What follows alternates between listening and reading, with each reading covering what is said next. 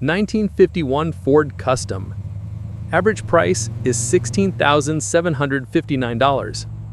If you see a classic 1950s hot rod, there's a good chance the foundational car is a Ford Custom.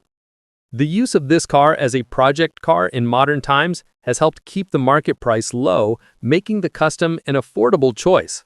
This iconic post-war Ford has chopped roof hot rod potential, lots of chrome, and strong fender lines, making it a beautiful car. The 1951 Ford Custom was powered by either an inline-six or flathead V8 engine. The inline-six measured 225 cubic inches and produced 95 horsepower and 180 pound-feet of torque. The V8 engine was bigger at 240 cubic inches and delivered 100 horsepower and 187 pound-feet of torque through a 3-speed manual transmission. The size and build of the Ford Custom allow many tuners to fit large and powerful modern engines for hot riding fun.